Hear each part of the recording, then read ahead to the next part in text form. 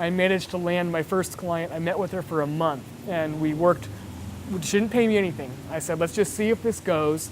Let's see if you like it, and let's see if you're the type of person that's up for this kind of work. Because the people I work with, as we've talked about before, I need them to operate at a really high level. Yeah. I work with people that have goals that they don't think they can achieve, that no one else thinks is possible. That's when that's when I get excited, and that's when I want to work with someone. So she had some big goals for her business. She'd been in business 10 years.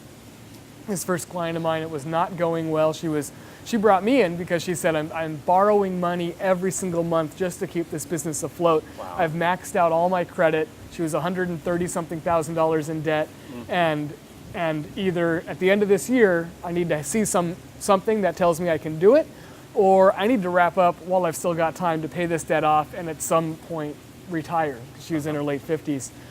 And after a month of just meeting up and kind of feeling each other out, I finally felt like this was a good fit, and I said to her, do you want to work together? And she says yes, because I've had the best month I've had in the 10 years I've been in business, in the months since we started working. And that's when I started to see that there was something here. There's something to this way of going about coaching, which isn't hand-holding, it isn't therapy, it's setting an outrageous goal and then looking at all of our work together wasn't around her business, it wasn't around sales, it wasn't around what is she doing right or doing wrong. It was about who is she, what's her mindset, and how does she show up every day.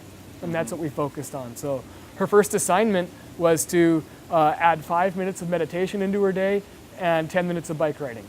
And that was it. I said, that's all I want you to do. And her thought was kind of, where's the business? You know, what do I need to do differently? How do I need to do? I said that we're too early for that. Let's get you right, and then business will fall into place. And that's been a lot of our work is at this point we do a little bit of tweaking around the sales and how does she approach it, but even that is around how is she showing up.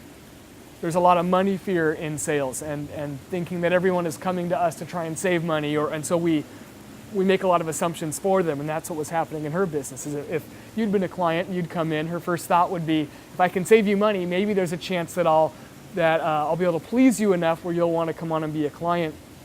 And we flip that on its head to where now she's interviewing people to say, are you good enough to work with me? Are you someone who would be a good fit for my business? If I can save you money, fantastic, but I want to figure out what you're here for. Does what I do and does what I have to offer fit that? And from there, we'll see if we want to work together. And that shift right there, that started having people show up in a way that she wasn't expecting.